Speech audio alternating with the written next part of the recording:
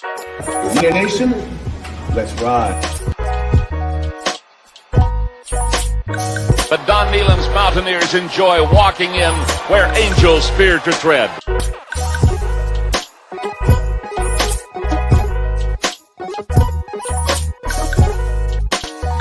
As the hills of West Virginia resound with the sounds of Golden Blue football. Here is Harrison trouble, stiff arms, the would-be tackler, comes down over the 25 to 20, goes around about it to 15 to 10 to 5, a touchdown West Virginia, he did it!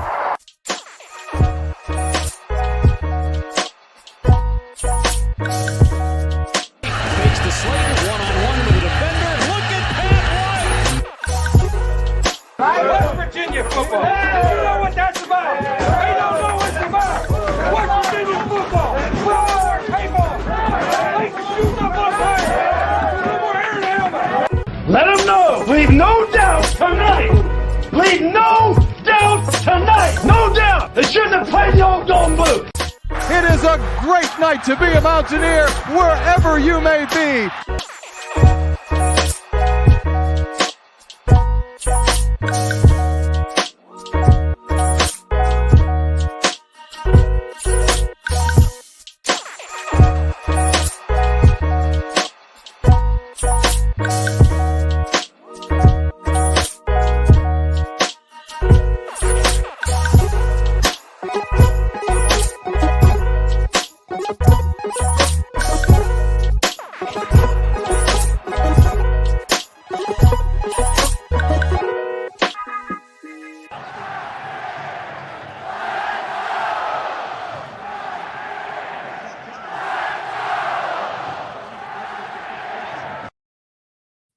What's going on, Mountaineer Nation?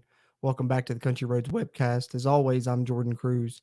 Here tonight, wanted to talk a little bit about West Virginia's athletic director search and where that's at. Give you guys a little bit of an update on that since I haven't done that since last week in the Oklahoma State preview episode that I did over on the CRW podcast. So I want to give people a few minutes that'll let them roll in before I start with that update. So I'll probably do that here about 10-minute mark. Before I do that, a couple talking points I wanted to get to. Along the way, of course, this is, of course, mainly a Q&A stream that we do to let you guys guide the conversation. So as always, drop any WVU questions, comments, concerns you have in the chat. I know there's a lot going on right now, whether it be, the Shane Lyons interview and stuff that broke today. If you haven't heard about that, check out our video on that we dropped today. For sure. It was definitely a bombshell and some information that he did there and some pretty disparaging things he had to say about the West Virginia athletic department. And then, of course, the athletic director search ongoing. Like I said, I'm going to update you on that momentarily. Maybe you have thoughts on that. Maybe you have thoughts on West Virginia's football season, the coaching staff, the basketball team, basketball now, and anything you want to talk about, drop it in the chat. We'll kind of let you guys get conversation. I just have a couple talking points throughout. The main one, of course, being the athletic director search. But other than that, wanted to go ahead and get the player grades for the final time in 2022, the player grades for the game against Oklahoma State in the season finale out of the way. So I figured why not do that on the live stream as well. So I'm going to do that momentarily. Do got some people in the chat already. Want to catch up on your guys' comments real quick before I start on the player grades. And then, of course, I'll hit your guys' comments and questions throughout and then update the athletic director search. Like I said, hopefully around 10, 15 minutes in. But West Virginia guy says Neil Brown needs to go. Personally, I'd agree with you. I'm just, ready for a change, want to unite the fan base again. Would like to see him just clean house and, start over at this point. But personally, also, I feel like now more than ever, I'm starting to lean to the fact that he's probably staying around, unfortunately. Silas says, man, what was Lyons doing opening his big mouth? If you have a problem with your so-called buddies, take it up man to man. Nothing like helping the football program but dogging us. That's a good point, Silas. And I will say, that's one thing to me that kind of stood out is I don't know exactly why Shane Lyons chose to do that interview. The only motivating factor to me could really be vengeance / spite for Guy and the athletic department, really wanting to drag them down with him, in a way, you could say. So I understand where you're coming from there with your comment. But, in regards to some of the things he did say, some of them, whatever here, neither here nor there. Kind of went back, over his words on some of the things that he said. But out of the things that, he did say, the one thing that really stuck out to me in regards to Gordon Gee was, Gordon Gee texting him saying, that I know the football program's in trouble, but I wouldn't want to be in the foxhole with anyone else, and then firing him, whatever it was, a week or two later, that he said, I don't like that as a look for Gordon Gee, just morality and principle based wise, for sure. That's not a good look for Gordon Gee and the WVU athletic department. And right now, it's not a good look for them in general, thanks to Shane Lyons, like you're saying here. So they're going to have to come out and do something or say something, or hopefully something comes out about an athletic director before long, which, like I said, I'll get into an update on that later on here. Kenny says he was hurt just being an ass, talking about Shane Lyons. I think WVU, once they read his contract, he will be sued for defamation of character. Well, see, that's what I heard, is that they didn't, have an argument with him, a DNA or whatever you call it, where he couldn't say disparaging things about the university. And so that's why he was able to do this interview and come out and say these things. That's one thing that I've heard for sure. He says, talking about haters and Shane Lyons, I'm pissed off in a bad that way. Good thing Shane Lyons is in Bama. Yeah, I think a lot of people share your sentiments there and would agree with that. For sure. WVU fan 23 says, West Virginia guy, agreed, get rid of Brown. Wish you were the AD. Yeah, if only, right? If only. West Virginia guy says Shane dug Neil Brown's grave today. I don't know about that for sure. I mean, maybe it's possible, but someone in the athletic department, you got to think there may have to be another scapegoat now, or I don't know, maybe you clean house and start over. I have no idea. I have no idea what's going to happen, moving forward. It's going to be interesting. It was already going to be interesting, and it just got a little bit more wilder. We'll get into more on the athletic department here momentarily. Like I said, I want to get into the player grades for the game against Oklahoma State. So let's take a look at the top 5 highest defensive player grades for West Virginia in the game against Oklahoma State. Starting here at number 5, we got a player in the defensive backfield. Malachi Ruffin came out with a 71.2 grade against the Cowboys there. And here's a guy that, former walk-on. He's been relied on more this season than I think he thought he would be, and the coaching staff probably thought that he would be needed to be this season as well. Some bumps in the road, especially early on. And even in this game, that one play that stands out, of course, is the play that's been talked about a lot, where he celebrated a pass breakup that didn't even happen. I don't know why he thought the pass was broken up, but celebrated instead of finishing out the tackle. The guy goes, on down the field for a big play. But he made up for that later in the game, as Neil Brown mentioned in his press conference after the game, with some big pass breakups in situations where he was in man-to-man and they tried to attack him late in the game when West Virginia got those, couple fourth down stops that helped them seal this game, and he was a big part of that, and that's the reason why he comes out as the 5th highest graded Mountaineer on defense. Number 4, defensive lineman that really came on this season, enough to earn a starting role after 4 games for the Mountaineers. Went to the same high school I did. Of course, I went to that high school way before he did back in the day. But Sean Martin from Bluefield, right here in Mercer County where I'm at, 72.6 grade for this one for the Mountaineers in this one, coming out as the 4th highest graded Mountaineer on defense. And the 3rd highest Mountaineer on defense here surprised me. True freshman Trey Lathan came out with a 72.8 grade. He only actually played 6 snaps in the game, though, so that's why it kind of surprised me to see him here. But he does come out as the 3rd highest graded Mountaineer on defense, and I do believe this is definitely his first time appearing on the top player grades this season. So at least he closes out his true freshman season with that. He can have that, badge to his honor. Number 2, Jasir Cox, linebacker, 79.8 grade. Hate that he doesn't get to come back for one more season, because I thought late in the season he really turned it on, specifically in these last 3 games, was an outstanding player for the Mountaineers. I know, 2 games ago had 12 tackles, 13 tackles last game. Don't exactly know what his stat line was against Oklahoma State, but obviously another good performance to come out as the 2nd highest graded Mountaineer on defense with a 79.8 grade in the game against Oklahoma State. And the top graded Mountaineer on defense in the season finale, how fitting to close out his career. Dante Stills with an 80.4 grade comes out as the highest graded Mountaineer on defense in the game against Oklahoma State. Fitting for the Mountaineer now, with the most games ever played in a Mountaineer uniform, the most tackles for a loss ever in a Mountaineer uniform, and a great end to his career. Also made a game-changing play where he recovered a fumbled snap that Oklahoma State had, dove right on it, and, of course, a game-changing play in his final game of his career. Also comes out as the highest graded Mountaineer on defense with 80.4 grade, and he's been here almost every week. So shout out to him for a great 2022 season, despite West Virginia not having the best record and best success record-wise. He still had a great, conclusion to an absolutely successful Mountaineer career, and he's one of the all-time greats. And so that'll do it for the top 5 highest graded Mountaineer players on defense against Oklahoma State. We'll flip over and check out the offensive player grades here momentarily. I want to catch up with you guys, comments that have dropped anything in there in the meantime there. Dwayne Payne, join us at my WVU fan page at admins. Gotcha. we'll hop in there with this one for sure. I'm gonna copy that link and I'll share it, and I'll put the podcast page in the group there. Definitely a big fan of that. Love you guys over there in that group. Mark Parsons and you guys have always tried to post some of the content there for sure. He played a hell of a game. Yeah.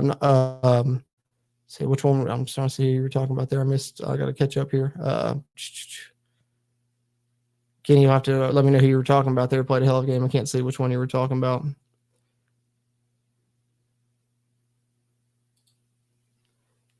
Kenny says Shane Lyons did this hurt WVU period. He should have kept his mouth shut period. I don't know. See, I don't know. I kind of like that he spoke out, because if some of the things he said were true, I think that we definitely need to know. As Trevor Maxwell says here, appreciate you chiming in, Trevor. Don't think I've seen you in here before. Always welcome. Love growing the Country Roads webcast community and love when people chime in the chat and talk with us here to continue the conversation, make these videos more interesting and more fun for everyone. He said, why wouldn't we want to know what's really going on? Exactly. That's my thoughts on it and exactly the way I'm feeling about it, because it's not a good look for West Virginia, not a good look for Gordon Gee. But if it is as bad of a look as it kind of seems right now and it's that much of a mess, then we definitely need to know. And the fact that he got that out there may inspire some other moves to be made that need to be made. Who knows? And Silas, that's going to be a better way to go about it. Also correct, Silas. I'd agree with you there. But all in all, if I'm, I think it's the lesser of two evils. I'm just glad that it happened. I agree with you. It should have, been a better way to go about it. But if there is something wrong with the athletic administration or, the administration at the university in general, rather, I guess I should say, we definitely need to know about it and definitely need to get it corrected. So I'd rather hear about it in an incorrect way than not hear about it at all personally, but I agree with you. There's a better way to go about it. WFan23 asks, what has taken so long to hire an AD? I've heard they knew who they were going to hire. More on that momentarily. I'm going to get the AD update. I just want to go through the offensive player grades, WVFan23, but I think I'll answer that. If not, drop it in there in the chat again, and I'll answer it if I don't get back to it. But I think I'll cover it there. Kenny says, I have a shot at a bowl, what your sports said yesterday. Yeah, we do. I think the way I heard it from them was we have to win, or they're like in the scenario that plays out, 9 out of 10 specific teams have to lose possibly. And then it's also based on academics. But yeah, it's an absolute ridiculous long shot, but it's possible, but very unlikely, I will say. Oh, Malachi Ruffin. That's who Kenny was talking about. Yeah, he did play a hell of a game. And he's played a hell of a game in, a couple of these season finale games where I thought West Virginia's defense, was improved, in most of the time, save for, the one game against Iowa State maybe. But even in that game, they got the stops that really they needed to get there. I think the final 4 games of the season, I was kind of impressed with what the defense did, especially with how injury-riddled they were. But Ruffin, especially being a former walk-on, minus the one play where he, celebrated too early, I thought he really bounced back well, for sure. You don't know this is going to hurt our program, period. It could. It very well could, Kenny. I'm worried about that as well. You're right there. Is Neil Brown getting fired? Tim Hilling asks. Remains to be seen. I'm not going to pretend to know one way or the other, but in my personal opinion, I don't think so. I think they're going to give him one more year. I'm just, maybe a week ago, if you asked me that, I would have probably said, yeah, definitely he's getting fired. I think there's still a chance. I've almost would put it 50-50 right now. But if I had to answer that question personally, I think that they're going to give him one more year at this point. All right. So I appreciate you guys putting in your questions, comments there in the chat. Continue to do that. I'm going to get to the offensive player grades for the game against Kansas State real quick, run through those, catch up on your guys' chat comments in the chat, and then I'll hit the athletic director search update too. Let's see what we got here. All right, let's take a look at the top 5 highest graded offensive players for WVU in the season finale against Oklahoma State. Starting here at number 5 on offense, Mountaineer quarterback. We got 2 of them in the top 5 this week, actually, both youngsters. Sophomore Garrett Green, we've seen him on here in a few weeks throughout the season, some in which he didn't even, start or play that much. And then, of course, we knew he started playing more here in these past few games, started the previous game, started this one. They got Nico Marchiol some snaps starting with the 3rd drive of the game. Garrett Green, of course, unfortunately was knocked out early in the second half on West Virginia's first series of the game.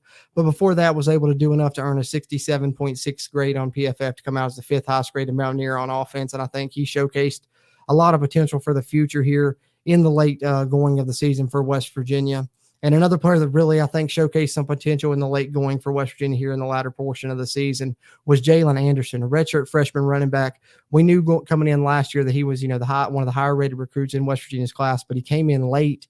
I don't think he got to campus till almost October, if I'm not mistaken, last season. So, of course, he ended up redshirt and fell behind a little bit. We didn't hear a lot about him in spring ball. Wasn't really talked about. Dropped all the way to 4th on the depth chart. So much so, when they moved CJ, that's one of the reasons they moved CJ Donaldson over from tight end was for him to kind of play that third running back role, because I guess they felt like Anderson wasn't ready yet, or he wasn't, meeting something they wanted him to do. Whatever, he dropped to the 4th, string for West Virginia. Wasn't talked about. Finally, later portion of the season, injuries pile up. What happens? He has to get on the field, and we see he's absolutely very talented. We saw flashes of it the previous game before this one.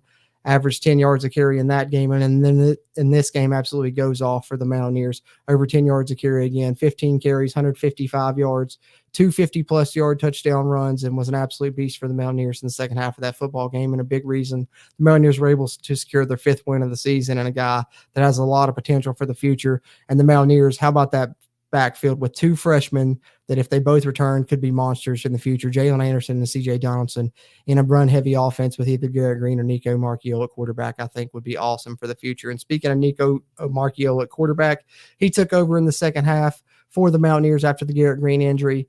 Bit of a mixed bag. Mountaineers didn't do a lot passing in the game, but a couple of his throws were on point. Thinking of one that he fit into Sam James on a slant pass, and then another to Bryce Ford Wheaton that was very good as well.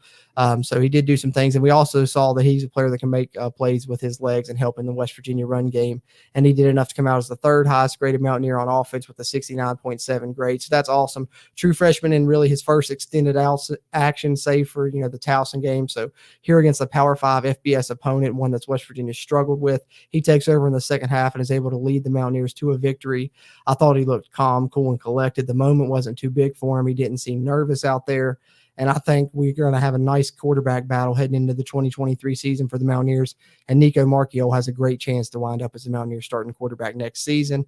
And then 2 familiar faces here rounding out the top 5 highest graded players in the final game of the season for the Mountaineers. And how about the offensive line? I think it's fitting that both of them are offensive linemen throughout the season. If you've been following the player grade series here, offensive line has had a heavy presence every week, 2 to 3 players at times even in the top 5 for the Mountaineers. And we get 2 here in the top 5. And both of them will be back next season. There's some other players West Virginia's going to have to convince to try and come back, like Doug Nestor, and hopefully they can. But Wyatt Milam and Zach Frazier will both return. And that's our top 2 here. Left tackle Wyatt Milam, 74.8 offensive grade. West Virginia native, flipped over to left tackle this season, done an excellent job. A lot of potential for the future. And, of course, the top-graded Mountaineer on offense, I think probably the top player on offense for the Mountaineers all season. I think it's very fitting that in the final game of the Mountaineers season, their top defensive player was probably their top player on defense in Dante Stills, and their top-graded player on offense was their top player on offense probably in Zach Frazier here at center, coming out with that high, awesome grade of an 84.1 to close out the season for the Mountaineers. So there is the top 5 highest graded Mountaineers on offense in the season finale win against Oklahoma State that allowed the West Virginia Mountaineers to secure their first Big 12 conference road win and their only conference road win of 2022, and at least end what had been, a bit of a dreadful season on a high note, and we get a good taste in our mouth to end the season. So there's a bit of the Mountaineer player grades there for the game against Oklahoma State to get out those top 5 highest player grades before we get into the athletic director search update. No, I told you guys about 10-15 minutes, ran a little bit longer than what I wanted to, but we'll get to the director search update here momentarily. We'll jump on the comments with you guys real quick, and then I will update you guys on West Virginia's athletic director search. Kenny says they shouldn't give him another chance. He had 4 years, and reference to Neil Brown. Yeah, but I think, if Shane Lyons' comments today go to show anything else, they show that maybe the thinking within West Virginia circle there is that they're considering this, not year 4, because Shane Lyons said he was considering this year 2 for West Virginia. Silas says he's 60-40 Browns coming back. Yeah, I'm close to that. I'm probably 55-50 leaning towards him coming back, Silas. Alan Kincaid just joined in. Do we have a new AD, he asks. Going to get to the update here shortly, Alan. wanted to wait and let some people roll in. Glad you hopped in. Glad to see you in here. AD search update coming up just momentarily. Silas says, yes, sir. Can't wait to see the Nico Green quarterback battle. It's going to be great for sure. Jay Glizzy, 1999. Virginia Tech was worse than us. Yeah. I want and hoping Rob Mullins and Patrick Chung. Well, Jay Glizzy, great transition into the update here on the athletic director search. Wanted to take a second and update you guys on the West Virginia athletic director search. I know I haven't updated it since last week when I updated it in the Oklahoma State preview episode here on the CRW podcast side of things. But in that update, I told you guys if we heard about a West Virginia athletic director, near the West Virginia season finale or close to, the West Virginia season finale, I told you guys 2 names that it would be. In the past, I showed you guys 7 names, and I thought, if we heard by the, season finale on Saturday or, in the realm of that, which to me meant by Monday, today, that it would be, one of those 7 names. And then it had kind of went down to those 2 names, which Jay Glizzy in the chat just mentioned. Of course, those names being Rob Mullins from Oregon and Patrick Chung from Washington State. And that if it was going to be either one of those, we would hear about it, Saturday, Sunday, Monday. Here we are, haven't heard about it. So the update that's going around is obviously that West Virginia is going to look otherwise. Let me share a screen with you guys. There's been a few reports that, have shared this information, but, the easiest way to share it with you guys was this tweet that I saw from Hoppy Kirchville, and he is on fire today with the Shane Lyons interview that he did. But also he had this update here on Twitter, which, of course, like I said, came from a few other sources. But as you guys can see here, West Virginia AD search update, the names Rob Mullins from Oregon and Pat Chung from Washington State keep coming up. But it does not appear that the hire will be any sitting AD from a Power 5 school. And that goes along with everything that I've heard as well in the updates that I've heard from, other people that I know and things like that. So the way that I understood it was, if we had heard about it, around the season finale, Sunday or today, it would have been, one of those 2 names. But if we didn't, then it was probably going to look elsewhere. And the fact that they are looking elsewhere. And then, another thing that I heard was that there was also a 3rd name in there. Don't know who the name was, but they're not a candidate either. I know people have speculated on that being maybe Whit Babcock or Kelly Zinn, maybe Matt Borman, even, one of those other names that was probably on that list of 7 that I've showed you guys in the past. Probably not going to be one of those 7 now. That's what I said in the Oklahoma State update, is that if we didn't hear something, around this time, that it probably wasn't going to be one of those 7 that, I initially thought it would be for West Virginia, and a lot of people did as well. But it's not going to be one of those 7, and it's obviously not going to be Rob Mullins or Pat Chung. But from also what I've heard, Pat Chun's not necessarily out of the running just yet, but West Virginia is looking away from Power 5 candidates at this point. We're looking at group of 5 candidates, sitting group of 5, 8 athletic directors, I'm guessing. So that's kind of where the search is headed right now. Don't have any names in regards to what candidates they're looking at group of 5 wise. Hopefully in the coming days, I'll be able to gather some information on that, give you guys another update once I do. But right now, as it stands, nothing coming down the pipe today. Probably not tomorrow. Probably looking at, Wednesday or beyond at this point. But I would say West Virginia would want to get it done by the end of the week. So at the latest, I'd say Thursday or Friday, you would hear hopefully about a hire on this. But West Virginia not really looking at any more Power 5 ADs right now. It appears as Rob Mullins obviously has turned down West Virginia. Pat Chung, I don't know if he turned it down, if West Virginia turned him down, or if that's just not happening right now. But I've heard that he's not necessarily out of the running just yet. So even though West Virginia's looking at a group of 5 content, don't rule out Pat Chung just yet, in my opinion. But I think that there's maybe a 5% chance for him now, and Rob Mullins out of the running altogether. And we'll see what group of 5 candidates and what names pop up for West Virginia now moving forward, and we'll update those on the Country Roads webcast as they occur for sure. But that's a little bit of an update on the athletic director search as it stands right now for West Virginia. So I don't know. I don't know how to feel about that personally. I was really hoping for Rob Mullins. I thought that'd be a home run. No, he turned us down back in 2015, but I had heard that the talks had gotten further this time and there was a real chance. And I was hoping to hear some news, Saturday, Sunday, or today. And I thought that if we did, maybe that's who it would be. But to hear that, not only is it not going to be him, but probably not Pat Chung as well, kind of disappointing to me a little bit. But hopefully West Virginia is still able to nail a home run hire, because I think they could still do it. There's a lot of names out there that probably I don't know about because I don't really, follow athletic directors like coaches or anything like that. So I'm sure that hopefully once names pop up, I'll research them trying to update you guys on where West Virginia stands and maybe some of the names I like. And of course, if a hire breaks before I'm able to do that, I'll get you guys a video out on that as soon as I can as possible as well. But that's kind of where it stands right now. Appears like West Virginia looking at group of 5 candidates. Hopefully a hire coming in the next few days, but probably looking middle to later portion of the week right there as far as athletic director is concerned. Having said that, appreciate you guys that are tuned in here. Whether you're tuned in on the Country Roads Webcast, YouTube, Facebook, or Twitch, appreciate you tuning in on either one. Always welcome to drop your comments there in the chat. We'll address them throughout as I go throughout here. Any West Virginia questions, comments, concerns you got, whether it be West Virginia football related, basketball related, athletic director search related, the Shane Lyons interview, anything you want to talk about, even on WVU related, drop it there in the chat.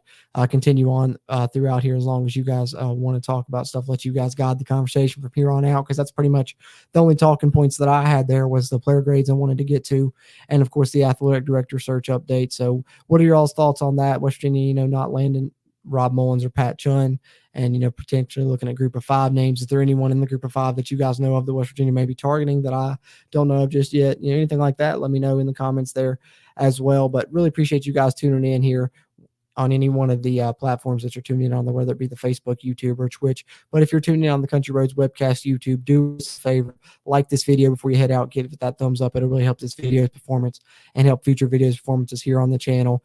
And if you haven't already, hit the subscribe button. Helps us, helps you, helps get more of this Mountaineer sports content out to Mountaineer Nation as we continue to try and grow the Country Roads Webcast community here. But catch up with you guys here in the chat. Appreciate you guys tuning in as always. Let's see what we got. 71 Blue Hawks. Brown returns. Yeah, I agree. Certainly looking that way, my friend. Certainly looking that way, my friend. This is bull crap. We should get a Power 5, not Kelly, says Kenny. Yeah, I don't think it's going to be Kelly either. Personally, I don't think it's going to be her. I know she's, not a sitting AD. I believe she's an assistant, so maybe that doesn't count, even naming that they're going not after Power 5 candidates, they're going after more group of 5 candidates. She could still fit in, but I don't think it's going to be her either. But if it is her, then Neil Brown's 100% back, but I don't think it will be Kelly's in either. We don't need group of 5, period. If so, we need to get rid of Gordon Gee. You said we don't need group of 5, or we do? We don't need group of 5. Okay, sorry, I misread your comment there, Kenny. Yeah, I don't know. Like I said, it kind of disappoints me as well that we're not, getting a sitting Power 5 one. I don't know if it's because we can't convince one to come here. Like I said, I don't know the situation on it one way or the other, but I agree with you. I don't really want a group of 5 AD myself, but there could be a home run hire out there. I'm not rolling it out, just because it's a group of 5, that it could be a bad thing. We've had success with group of 5 coaches, assistants, things like that. West Virginia's been a program that's been able to do that. We never really hired a head coach with Power 5 head coaching experience ever in our history, and we know we've had success. So we could still have success. Don't be too down about it, Kenny. But I'm a little disappointed myself. But I'm just trying to keep your hopes up and my own, I guess. 1 second, I'll catch up with some more of you guys' comments. Continue to drop them there in the chat. Appreciate you guys really coming out with your engagement tonight and everything. And 1 second, gotta clear the throat a little bit.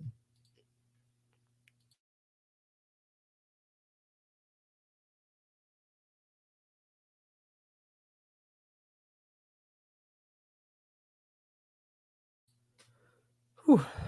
Needed that. You guys know me and my coffee, but Silas says, rumor up this way is no Power 5 wants to work under Gee right now.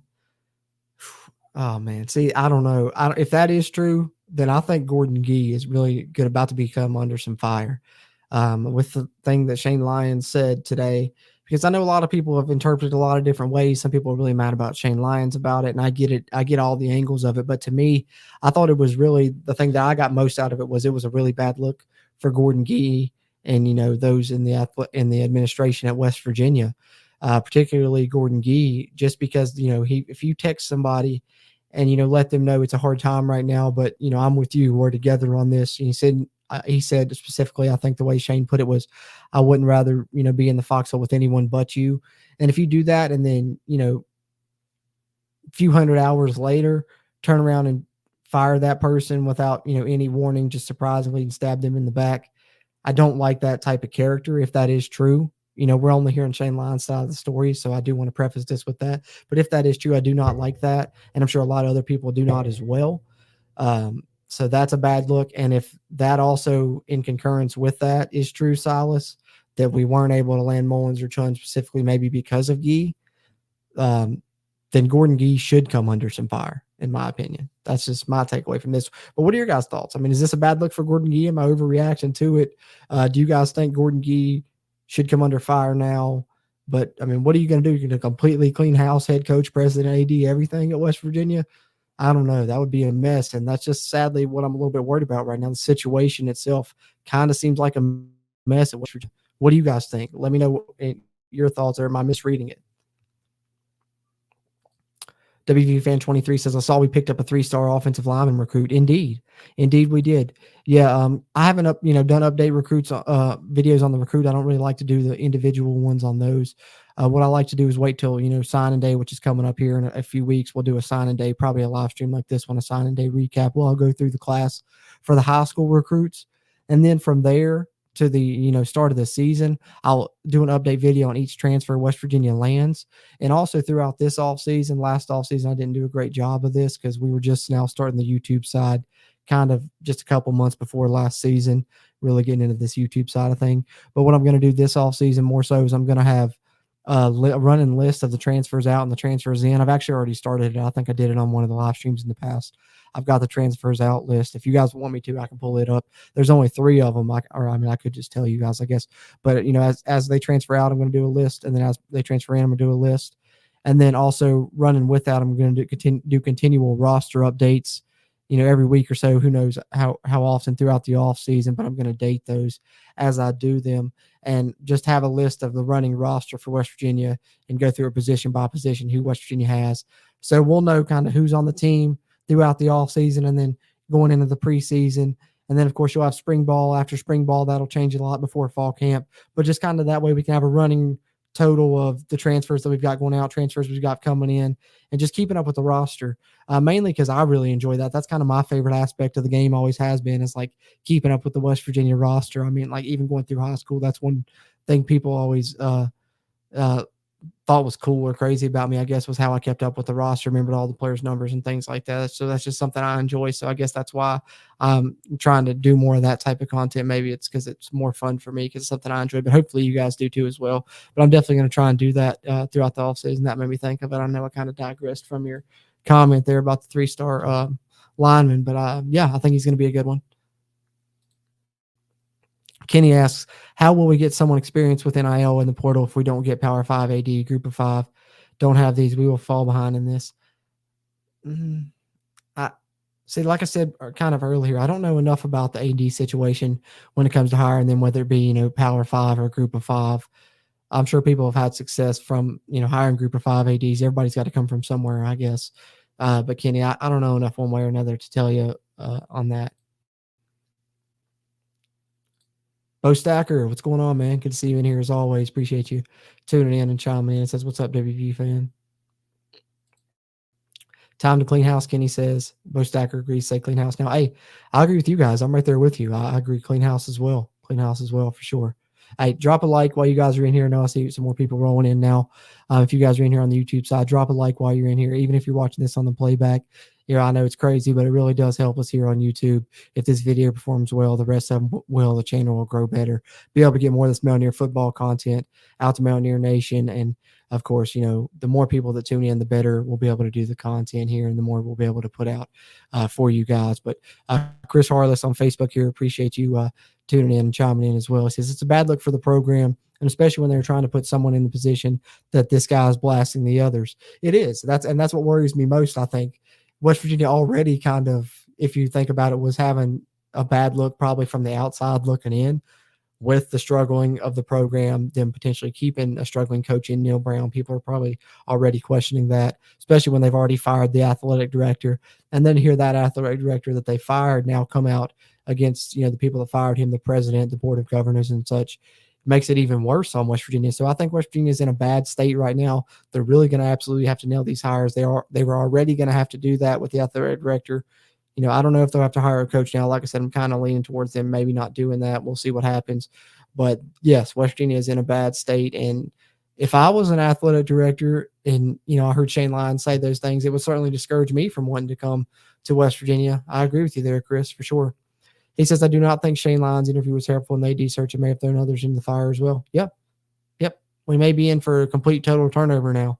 The Board of Governors may have to make some type of move because I think in some way you have to save face. I don't know if it's another press conference and that Gee and Alsop have to come out and have now. I don't know if they have to go on talk line and do an interview, making some rebuttals and telling their side of the story, or if the Board of Governors just have to make a move and force Gee's resignation or, something like that, something crazy. I don't know. Something has to happen for you to save face at this point, I think. Bo Stacker says Lyons is definitely just salty. Could be just trying to throw shade at everybody. Also, definitely a possibility. That's why I'm kind of prefacing everything I'm saying with if. It's all hypothetical because it's all alleged right now because we've only really heard Shane Lyons' side of the story. Gordon Gee, his comments never really were disparaging or so direct, to Shane Lyons, as what you would kind of more expect. His comments were more professional, his comments in the press conference and the press release when they let Shane Lyons go. Shane Lyons really peeled back the curtain here and gave us, a look behind the scenes in a way. But I definitely think he is definitely salty because there would be no other reason for him to do this interview other than, vengeance/spite, in my opinion. Hey, what's going on, Dad? Eric Cruz in here. This definitely questions Gee's character if this is true. Don't really think too bad of Lyons' interview. Have to take it for what it is. His interview, but very interesting. Yeah, certainly intriguing. For sure. Critical, makes you as a West Virginia fan, I think, take your golden blue glasses off a little bit, take a step back and look at the program as if you weren't a fan of West Virginia and just the things that have happened, the things you've heard. And it seems like everything might be a bit of a mess right now. I hate to say that and I hope it's not true, but it definitely seems a bit messy in the, not even the athletic department, maybe the university in general right now. With the leadership if some of these things are true. And I think, the one thing that probably is true is that text exchange doesn't seem like someone would lie about it. And that definitely, I agree with you, Eric, brings Gee's character into question. And that's the big concern for me from it, that I've got from it. I know there's a lot of different angles to look at it, and people are mad at Shane Lyons as well. I don't think there's really anyone that seems to be above board in this situation, whether it be Gordon Gee's character and going behind Shane Lyons' back and doing this the way that he did. Shane Lyons doing this interview specifically to kind of spite Gordon Gee and seeming to do it out of vengeance. Seems like a lot of what's the word I'm looking for here? A lot of bad blood. A lot of bad blood on each side. And I know it had been rumored that the two had gotten into an argument prior to Shane Lyons firing. I don't know if that's true. I know Shane Lyons has also been rumored to, getting yelling matches with Bob Huggins. So, there's a lot of different things at play that you can factor in here and maybe change people's opinion one way or the other. But, broad picture is definitely character issues. And that's not something you want to have. Luke Bart says, I just hope we can keep most of everyone else player-wise. Well, Luke, I hope so too. But listen, man, here's what I've heard, you guys, in regards to, transfer portal and keeping players and stuff. Just want to kind of try and prepare you guys a little bit here for this as well.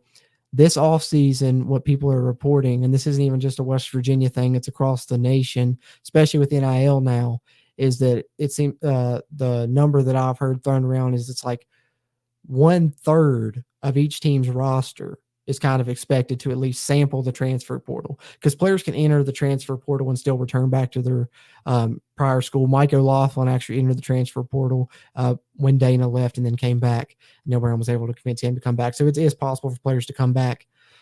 But it's rumored that potentially like 1/3 on average, across the nation of every team's rosters, at least going to go into the transfer portal and sample it, see what teams are interested in them, see what types of offers they can drum up. And I think a big portion of that is players are going to go into the transfer portal, see what type of NIL offers they get, come back to their current programs.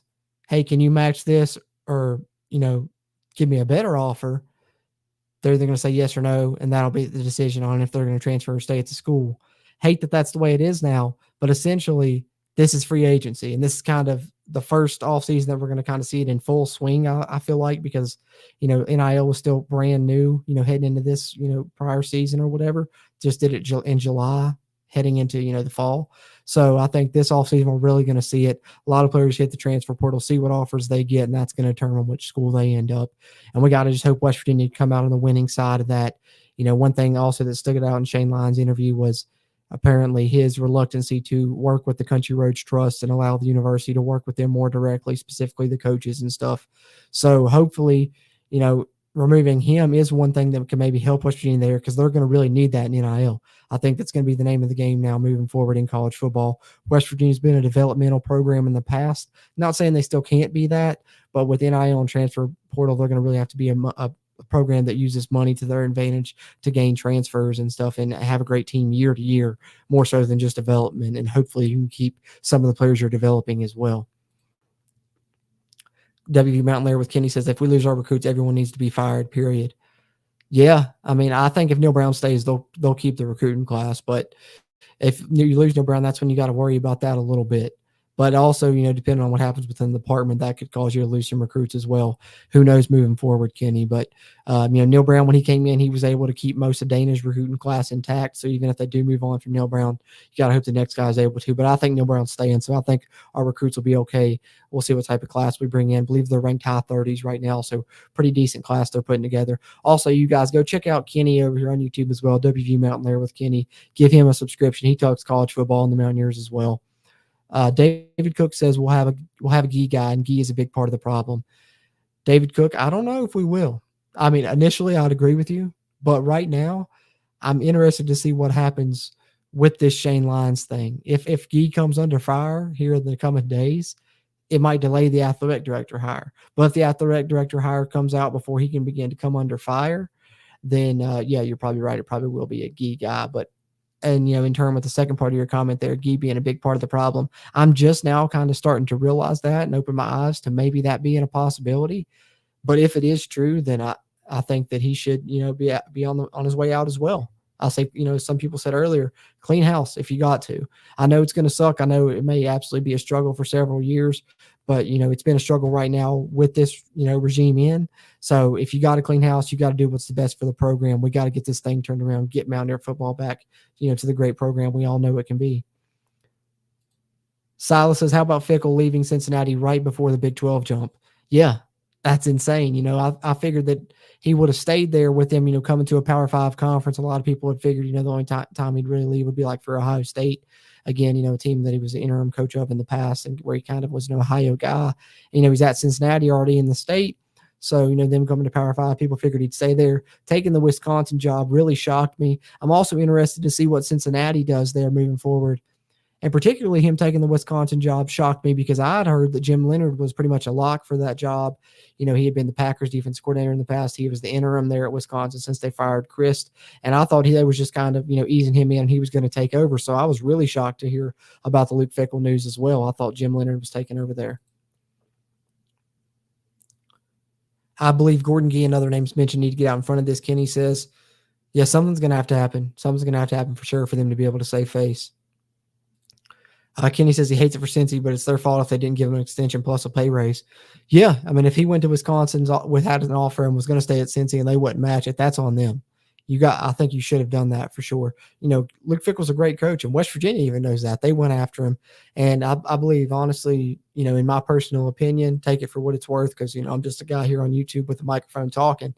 But in my personal opinion, if West Virginia had, Catholic church and, Catholic school there in Morgantown, Luke Fickell would probably be West Virginia's coach right now instead of Neil Brown because those were the two finalists back in 2019. And Luke Fickell, I believe, was the favorite, but didn't have a Catholic school or church in Morgantown. Luke Fickell, a devout Catholic, and wanted that, that played a part as well. So, just saying. SL said it would set the Shane Lyons. Okay, I was thinking who SL was. Sorry, WFN23. Appreciate you, man. You're always in here loyal and chiming in as well. But he says Shane Lyons said it would set the program back 2 to 3 years if we made a coaching change. That's not necessarily true. Has he not seen what TCU and Kansas have done in 1 to 2 years? Completely agree with you, WFan23. Check out our video on the Shane Lyons interview if you haven't already. But in addition to ours, you guys should check out Kuz's video over at Kuz's Corner. And another guy's video that you guys should check out if you haven't already is Mountaineer Paul. Mountaineer Paul talks football. He's newer to this thing, just like us over here at the Country Roads webcast, but he's really doing a great job as well. I'm sure you guys have seen him with us. We've done some, collaboration things together. But that's one thing that he pointed out was Shane Lyons, and him talking about that was kind of part of that old school mindset. And it feels like Shane Lyons still kind of is stuck in that old school mindset in some ways. Also, how he said he viewed this as only year 2 for Neil Brown. I'm like, what the hell is that? No, it's not. Not in today's game. I think he still has a little bit of an old school mindset. And if so, I'm kind of glad that we moved on from that, even if there are maybe other programs in the department that we're seeing, come up now as well. But yeah, I agree with you. I think it can be done in 1 to 2 years easily. Look at TCU, look at Kansas. Absolutely. And especially if Neil Brown is doing as good a job as they say he is, that they want him to, to stick around another year because he's doing a good job everywhere else besides winning on the field, then the program should be ready-made for another coach to come in and have success right away. Chris Harless here on Facebook, appreciate you, says the thing is, if any of these kids get success at WVU, then it's going to be a bidding war, and with bigger challenges, can we compete monetarily? That's the question right now. Unfortunately, I wish I had the answer to that one. I think that West Virginia can. I think West Virginia has more money than people realize, more backers than people realize. And I think, like I said earlier, if Shane Lyons wasn't going with Country Roads Trust and able to, in a way that was really going to benefit WVU, and that's one of the reasons he was forced out, then I'm all for that, because that's the name of the game now. West Virginia's going to have to find a way to compete monetarily.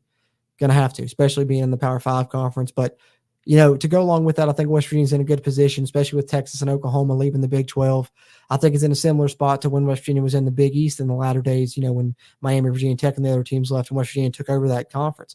West Virginia is about to be in a conference where they match up with the other teams similarly, recruiting-wise, money-wise, everything. The other teams that are left in the conference, with Texas and Oklahoma leaving, for the most part, match up similarly with WVU in all those aspects. So West Virginia is in a similar position where if they can, do those things correctly, they could, be the team in the Big 12 that's, a playoff, contender year in and year out, because whoever wins the Big 12 conference will have an automatic bid to the college football playoff moving forward as it's being expanded to 12 teams. The 6 highest rated conference champions will have an automatic spot. So, the Big 12 will be in there. Bo Stacker, appreciate you, man, as always. Everybody needs to donate to NIL if possible. If you want to keep these players, we need help all we can. Yeah, exactly. Donate to Country Roads Trust. That's, one of the best ways to help. If you want to help, donate to Country Roads Trust. Absolutely. I don't donate a lot, but I donate, the little bit that I can. They have smaller packages as well. And, it's just a little bit, a few dollars a month, really. Hold on just 1 second, guys. Wet my whistle one more time. Continue to drop your comments in the chat, guys. Questions in the chat as always. Of course, we'll continue to stay with you guys here tonight. Started this one a little bit earlier, so hopefully we could run a little bit longer with you guys. Appreciate you guys tuning in and chiming in. Give me your thoughts on anything, WVU related, athletic director related, coaching, football, basketball, even, and we'll talk about it as we continue throughout here on this Q&A stream here on the Country Roads webcast.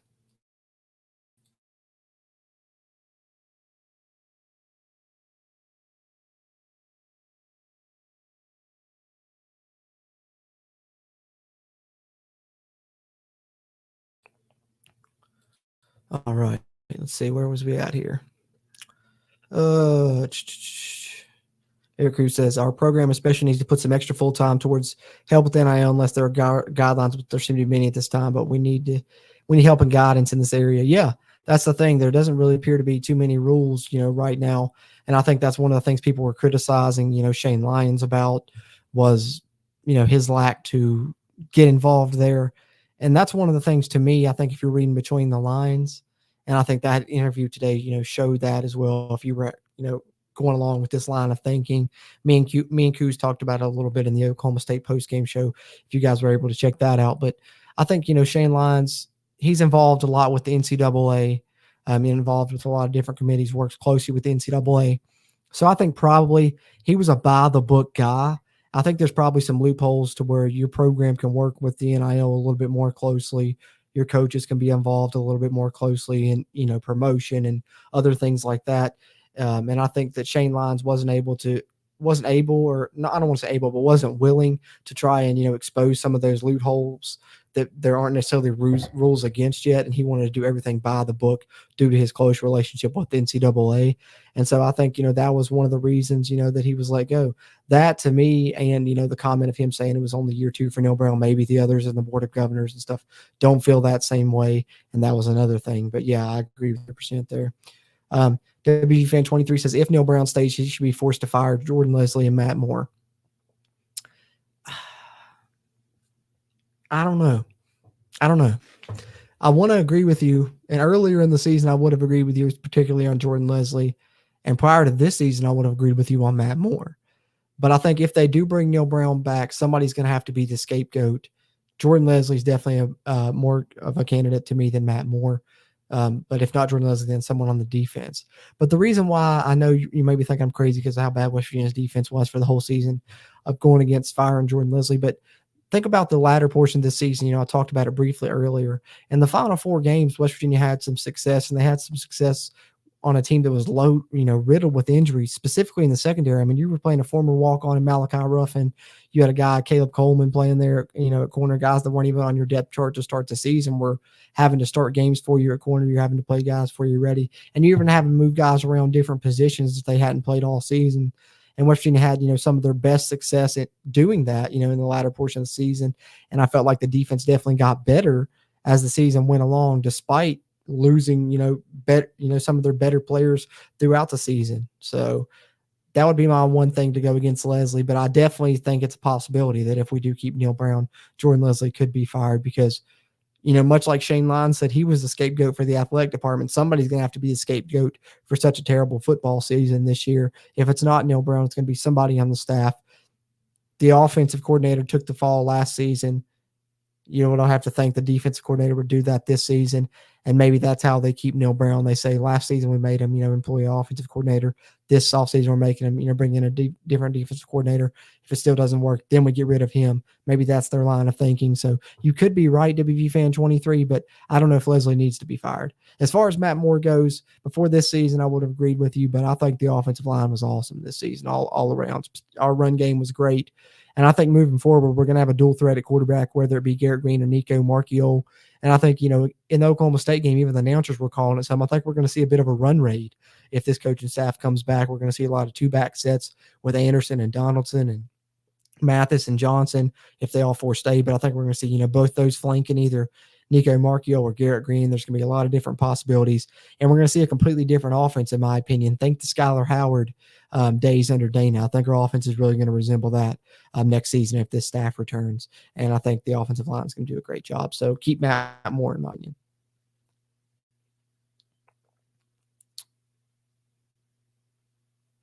Bo Stacker says, I don't know, man. The defense carried us the last few games. Exactly. 100% agree with you. Steve Wadja, appreciate you chiming in here. Don't think I've seen you in here before, man. Always welcome, as everyone is here, trying to grow the Country Roads webcast community throughout Mountaineer Nation, and always appreciate questions and comments. What about Rich Rod coming back and keep Brown in charge of recruiting, player, human resources / retention? Yeah, I just don't see either one of them. They both seem kind of like heavy ego guys. I don't think they could coexist. But I don't know if you've seen, my potential top 25 coaching candidates. I think Rich Rod would definitely be one if they were able to move on from Neil Brown. But I don't think Neil Brown would serve under Rich Rod or vice versa, in my opinion. Silas says, both the D looked better, but we were bailed out by some rainy games and wide open drop passes. Great point there, Silas. In the game against Oklahoma, in the game against Oklahoma State, both those teams had, chances to make plays and the receivers dropped passes or the passes were off target. Called some breaks against Baylor as well. But the defense overall did, play better. They did get stops when they needed to. Even against Iowa State, we were in that game for a large portion because the defense continued to get stops. Same thing against TCU. And the offense just couldn't capitalize when they needed to. And then against Oklahoma State, they had multiple 4th down stops. I think 3 different times we stopped Oklahoma State on 4th down in the game, and 2 late in the game when they were trying to, take the lead there late.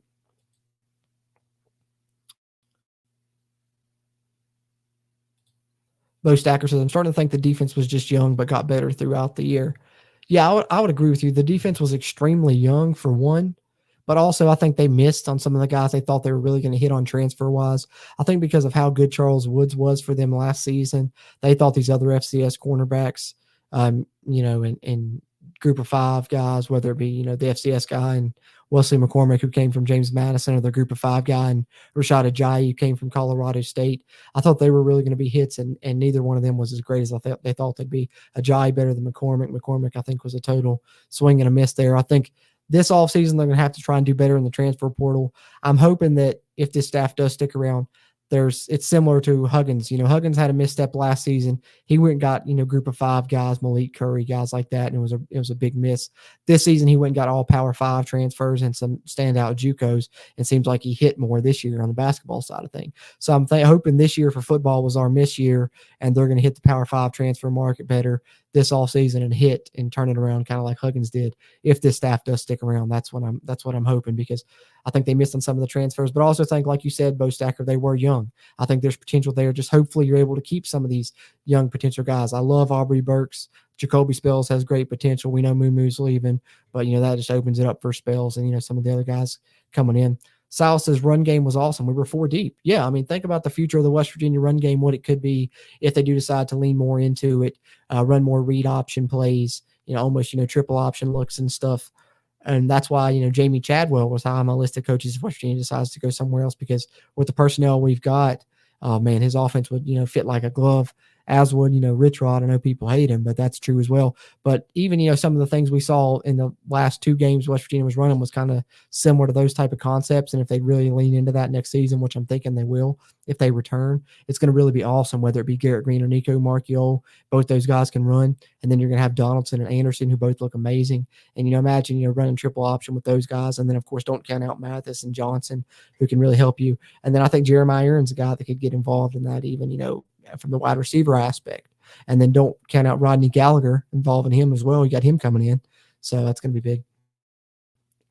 Dav C43, appreciate you hopping in here, mate. I don't think I've seen you in here before either. Gee needs to go. Yeah, I mean, I can't really disagree with you at this point. I don't know if he will at this point, and I don't know if I'm willing to go that far as firing him, but he definitely should be, taking some heat right now. 100%. WV Mountain Lair with Kenny. 3 things need to happen. Make the player leaders need to be more vocal. Tell Jordan Leslie he has a short leash. Plus, Neil Brown needs to be more vocal with coaches, period, during the game, so it translates to the field. Yeah, I guess I would agree with you on all counts. I think specifically talking about players being more vocal, I think at quarterback, just JT's personality didn't really mesh well with this team. I think that's why we saw the level of play go up when you saw guys that were more vocal, just different leadership styles. In Garrett Green and Nico Marchiol come in, the team seemed to function better, and they seemed to raise the level of play around them, raise the energy level of those around them, and, of course, the energy level in the stadium as well. So I think, having vocal leaders is an important thing there. So I'll agree with you there on that comment.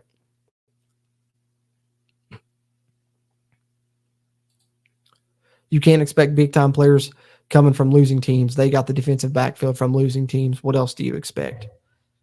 Great point there, Kella Hobbs. Appreciate you tuning in and chiming in as well. Yeah, I can't disagree with you there. They definitely missed on that. I think their mistake was, they hit on Charles Woods, and they thought every, FCS cornerback or group of 5 cornerback could maybe be a Charles Woods, because that's kind of the counter argument to your argument, or the counterpoint to your comment there is, yes, but for the ones they missed on this year, there is Charles Woods for everyone that you miss on this year, but they're not all going to be Charles Woods. And I think Charles Woods is diamond in the rough, 1 in 5, maybe 1 in 10 you'll get like that. And they thought they could do it more often, and they were wrong on that, unfortunately. But you guys continue, as it says there on the bottom. Drop your questions, comments, concerns in the chat. Stay with you here a few minutes longer, as long as you guys drop some questions here. Get your final thoughts in here before we wrap up here, before too much longer. So any West Virginia questions, comments, concerns you got, whether it be about the athletic director search, about Shane Lyons' comments today, about the football team, their future, the football staff's future, the current basketball season, anything you got thoughts on, drop it in the comments here. I'll address it before I get out of here. But just want to remind you guys one more time before I do, if you're in here on our YouTube, appreciate you guys tuning into the Country Roads webcast here, Q&A live stream, whether you're tuning in on our Facebook, YouTube, or Twitch. I'm streaming on all 3. But if you're here on the YouTube side, do us a favor real quick. Just move your thumb there a few inches to the left, right there, and hit that little thumbs up button. It really helps us here if you like this video. Helps this video's performance, helps future videos performances as well. And do that for us if you're watching live. But even if you're watching this on a playback, liking it still helps us. Subscribe to the channel if you haven't already. Helps us, helps you, helps get more of this Mountaineer sports content out to Mountaineer Nation. Let's see. Tim Nichols, appreciate you tuning in here and chiming in. Don't think I've seen you in here before. Always welcome. I hope you continue to come back and always chime in with any questions, thoughts you got. Love talking about them. He says, what do you think the chances of Neal Brown staying? I think someone earlier put it 60-40. They thought Neal Brown would stay, right? I think if you asked me this a week ago, I would have probably said 60-40 that he was fired. But asking me here today, I think, just from the things I've heard and the way that things have transpired, and West Virginia maybe not getting the athletic director hired exactly when they thought they would. Hopefully they're able to do that in the next 4 or 5 days, as you heard in the update earlier. But I think right now I would lean towards he's probably going to stay. Personally, I think he should go. I think we should clean house. I think we need to unite the fan base again. I think, at this point, just with everything going on, that's what's going to be best for the program moving forward, in my opinion. But at this time, it's always a situation that's in flux. It could change. My feel on it could change. But right now, I really do feel like Neal Brown's coming back next season. So I'm leaning to 55-50 Neal Brown coming back. 55% certainty right now that he's coming back for sure. Kenny says, what about Jordan? I believe he is the reason because of Woods going in the portal. I don't know if he's the reason. Could be. Definitely could be. I think that, a lot of things, if you want to talk about the West Virginia defense, if you want to talk about Jordan Leslie, to me, it all goes back to 2020 and the decision to keep him over Jamal A.D. I think a lot of West Virginia's problems started there with the transfers and things like that. I think that was also maybe an incorrect decision. If you look at that year, West Virginia's defense still has not achieved that level of success, top 10 total defense in the country. But the thing people don't realize, West Virginia had the number 1 pass defense in the nation in 2020. In charge of West Virginia's secondary that season, Jamal A.D. West Virginia's secondary hasn't been as good since. And West Virginia has lost players since. And, lost players immediately because of that. And so I think, that's a big thing. So, Jordan Leslie maybe played a part in that. And if so, and that's, played a part in Charles Wood's decision, that, I would have to go back to WVU Fan 23's comment and say maybe he does need to go after all. Personally, like I said, I would keep him around if you're keeping Neal Brown, but it's definitely something to look at if that's necessary. Bo Stacker says, with the quarterbacks we have coming back, Graham will have to change a lot more zone read plays and drop the air raid garbage. Yeah, Bo Stacker, 100% agree with you. Hopefully Graham sticks around. I know there's coaching carousels ongoing right now. Who knows? He may be a name that comes up in some situations for sure. But I absolutely 100% agree with you. And that's my call, right now into the season with what we saw in these final couple games with the quarterbacks, whether it be Garrett Green or Nico Marchiol, with the deep West Virginia running back room that we've seen, with the success they've had running the football. Neal Brown 18-4 at West Virginia now when his teams run for over 100 yards, and the offensive line being much better at run blocking, it appears, and that being the strength. I think next season in 2023, my call is we'll see more of a run raid. That's kind of what I'm terming, and I'm stealing it from the announcers that said it a couple times in the Oklahoma State game, because that's kind of what the offense looked like even then. West Virginia only had 77 yards in that game, but racked up a lot of rushing yards, over 200. Not the first time they did that this season either. I agree. I think we're getting rid of a lot of the route tree and stuff receiving wise for our passing concepts will still be air raid based, but I think it's going to look more like the Skylar Howard air raid. If you want to reference, go watch some 2016 highlights of West Virginia with Skylar Howard and Wendell Smallwood when they ran all over the Big 12. Wendell Smallwood, 1,500 yards rushing, maybe even been 16. I can't remember the exact number. And then, of course, Skylar Howard really hurt teams running the football as well. I think that's what the West Virginia offense is going to look more like next season. You're going to see a lot of read option concepts, even triple option stuff in there with, C.J. Donaldson, Anderson, Mathis, Johnson in the backfield, and then Green and Marchiol at quarterback. 100% agree with you, Bo Stacker. And I'm super excited about it. When West Virginia's had success, that's the type of offenses they've had success with, running offenses with a dual threat quarterback. Go back to Major, Rasheed Marshall, Pat White, Skylar Howard, name it down the line. That's how it's been. Tim Nichols, hopefully the new AD will clean house. Hopefully so. But I'm starting to get a little bit worried about that. Like I said, I was hoping West Virginia was able to nail down this hire, Saturday, Sunday, Monday with it getting later in the week, the later that this athletic director hire goes on, the more likely the chance of Neil Brown returning goes up. That's kind of why it continues to go up for me a little bit. Like I said, I'm still hopeful and thinking that West Virginia will have a hire by, Thursday, Friday, maybe even middle of the week, Wednesday.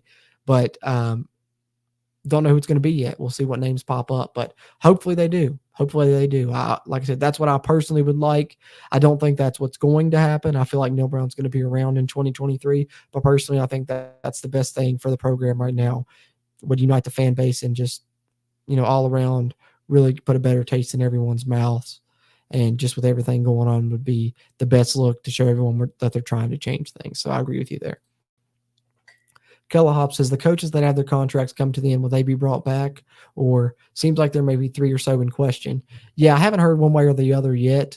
I did hear there was a team meeting today, but nothing came out in regards to that. It was just kind of business as usual, letting them know the schedule for the week, upcoming. So definitely, like I said, seems like the staff's coming back or planning on coming back, or if not, they're just being super professional and going about business as usual, just waiting to hear what the verdict is when the new athletic director comes in themselves. And maybe it truly is just dependent on that and them coming in and making the decision. But who knows? It's business as usual right now, moving forward, as far as I can tell. I guess any decisions on that won't be made until the athletic director comes in either, of course, I don't think. So I think it seems like kind of everyone's playing the waiting game in regards to that decision as well. But yeah, I know that there's some assistant coaches that do have their contracts up. So we're just going to have to see moving forward. Like I said, we're going to continue to update the athletic director search situation as it moves forward here on the Country Roads webcast, and anything in regards to the staff will update as well. No, those contracts are expiring, so we'll see what West Virginia does with that moving forward. Just subscribe to us here. We'll have updates on all those things here as the offseason progresses football-wise. WV Fan 23 says, the main reason I want Neil Brown fired is the same stupid penalties keep happening every game at the worst times in the games they've happened every year of Neil Brown and being awful in road games. Exactly some of the key reasons that I want the same thing as you, WV Fan 23. West Virginia, most penalized team in the Big 12 Conference this season, one of the most penalized teams in the nation, and it's been that way for 4 years now. And it'd be something if it was just one season, but it's something we've seen extended over 4 years, and it always seems to be in critical situations. West Virginia's got a 3rd and 1, 4th and 1, 3rd and goal to go, from the 2-3 yard line, 4th and goal to go from the inside the 5, and it's a false start penalty. It's a holding penalty. Or it's, in this game against Oklahoma State, specifically off the top of my head, Garrett Green breaks a long run and it's a holding penalty. You get a long punt return and you're offsides. Against Kansas, you got them stopped and you get a personal foul penalty that continues their drive and they go on to win the game. So, yeah, definitely the penalty thing, just the undisciplined aspect, it's the complete opposite of what we thought we were getting when we heard about how detailed we're in and Neil Brown would be and how the program would be under him. Hate how undisciplined the team has been. 100% agree with you. And then being awful in road games, absolutely. Specifically road games in general, West Virginia's been terrible all around. But in Big 12 Conference, that's why I was so surprised to see us beat Oklahoma State. Glad we finally did. That was the first Big 12 road game that Neil Brown has won at West Virginia since 2019, if you don't count Kansas last year. So 2 Big 12 road wins now since 2019, for Neil Brown. But at least he was able to secure one this season, so he didn't go winless in Big 12 road games this season. But I agree with you. That's some of the main things going against him and why people that want him gone do. But don't know if we're going to get our wish, but he's going to have a short leash. So that's kind of just one thing that I continue to look at is why keep him around if next season, we're playing Penn State early. We're not going to win that game more than likely. They're going to have a really good team.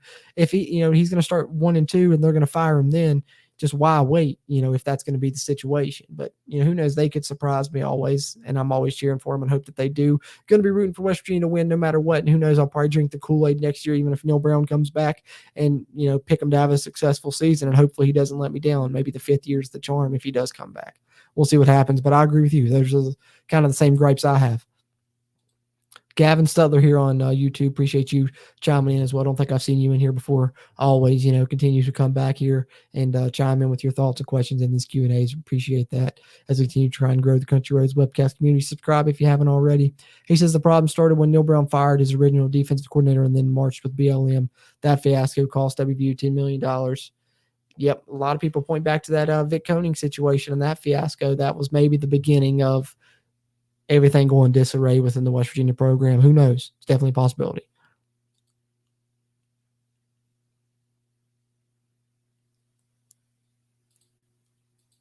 Alan Kincaid says, thanks for your conversation tonight. Until next time, go Mountaineers. Yeah, getting ready to wrap it up before too long myself. But, appreciate you guys tuning in, chiming in always. Any final thoughts you got, any final questions you got, drop in. I'm going to try and close this out here in the next few minutes. If you guys don't have anything else you want me to touch on or answer before we get out here. But appreciate you guys. Great engagement here tonight, as always. Gonna, try and do at least one of these, even though it's the off season now for the Mountaineers, try and do at least one of these a week. And, with a lot of potential news coming up on the slate with the athletic director situation and anything else popping up, there'll be a lot of more chance for us to chat live, definitely. But appreciate you guys always. Mullins would bring respectability back to the program. Yeah, he was my favorite too, Bo Stacker. Hate to hear that he's out of the mix. I think the talks got a little bit further. He thought about, coming a little bit more this time than he did back in 2015 or 2016. I believe it was 2015. But, unfortunately, it looks like he turned us down again. But I'm hoping they still, are able to nail a good hire. Sounds like Chun may be out of it as well. Think there's still a slight chance for him, but we'll see what other names pop up moving forward. Like I said, we'll have updates for that here on the channel. Kellahop says, I'm cheering for them too, but I'd love to see Rich Rod come back. Not all people agree, which is okay. But when he was here, we had 3 straight 11-win seasons. Yeah. And I'm on the fence about it myself. I'm not against it like other people. I don't hate Rich Rod. I've long since, buried that hatchet. And I think Rich Rod is a good coach overall. But there is definitely some questions to be brought up. Excuse me. Take a drink real here.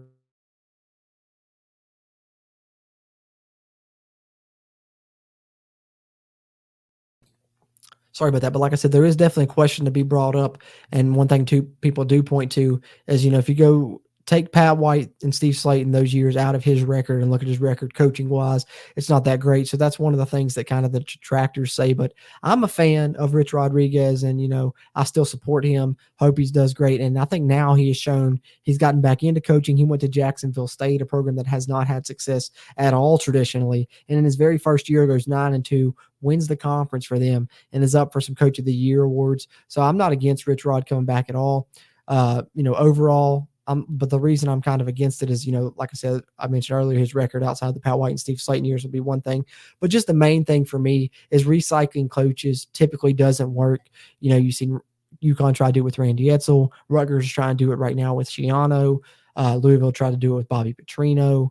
And those just haven't had good success. The one that really did have success with it was Kansas State when they brought back Bill Snyder. So there is times that it has been successful. So I think it is possible that it could be at West Virginia, and I wouldn't be against it, but I definitely think that's something that the detractors point to, and one thing that makes me leery about it if West Virginia was to try and ever bring Rich Rod back. But I'm not against it. I'm not one of those people that's against it. I'm with you, Killa. Stacker said, yeah, I didn't know he turned us down. Yeah, that was, up earlier in the video. I think it was about 18 to 20 minutes in when I started it. Did an athletic director search update, talk about it a little bit further there, Bo Stacker. But yeah, Mullins out of the running, Chun out of the running now, it appears, in the athletic director search. Playback for this video will be up soon. You can go back and check it out, though, for sure. But yeah, unfortunately, it looks like he did turn us down again ultimately. Tim Nichols says, with Pat White and Slayton, anyone would have an 11-win season. True. And that's an argument to be made there, I guess. I think, that was a little bit of, just catching lightning in the bottle, having the perfect system for those guys, line up at the perfect time, with 2 guys that were the perfect people to run it. And West Virginia was very lucky to have those years. Unfortunately, they spoiled us a little bit, but I'd love to see us get back to that level of success, and it's definitely possible. Kellahop says, yeah, Rich Rod had 50 new players come in. He will get players, bet money. That's one thing I do like. I think that he would do a great job, and I think he's going to do a great job in this NIL transfer portal era, and I think he would do a great job with that at West Virginia for sure. And I think the personnel West Virginia has would fit his scheme wonderfully right now. Rich would love to run his offense with the players that we have. Can you imagine Nico and CJ running Rod's offense? Yes, please. That's funny, Bo Stacker. Great minds think alike. That just came to my mind right there as well. But yeah, I think the personnel that we have is tailor-made for, Rich Rod, and I mentioned Jamie Chadwell earlier as well. Both their systems will work great at West Virginia. And I think the system that West Virginia will run next year, even if they return the staff that they have now, like I talked about a bit earlier, is going to be more run heavy, bit of a run rate, and have some of those concepts involved. 100%. But that being said, really appreciate you guys showed out tonight here in the comments. Always awesome, whether it was on Facebook, YouTube, Twitch. Appreciate you guys following the Country Roads webcast on any of the 3 platforms. We'll do another live stream soon. Other content coming out in the future. I'm going to have the Oklahoma State review podcast out soon. We're going to have a CRW Hoops podcast out soon. Hopefully there'll be athletic director news. We'll provide updates on that. And who knows what else is coming in the future, but those are definitely just the things on the docket, as well as possibly a snap count video. And I'm definitely going to actually do a cruise film reviews, do it one final time in 2022. May as well, since this is the final time until 2023 to be able to bring that back. But appreciate you guys that have tuned in here and that have chimed in the chat, whether it's been on the Facebook, YouTube, or the Twitch. But if you're on YouTube, one more time, like the video, subscribe if you haven't already. Definitely always appreciative of that. And return if you're a first timer. I know we had a few first timers in here tonight. Always, doing these and these Q&As are a great way for you guys to have a chance to guide the conversation and get some of your thoughts out as well as we talk all things Mountaineers. I'm really appreciative of that and have more of those coming up in the future. Check out some of our other content, whether it be videos we've released in the past or stuff upcoming in the future that I just detailed for you guys. Really appreciative of you guys. That being said, as always, I'm Jordan Cruz. And until next time, let's go Mountaineers.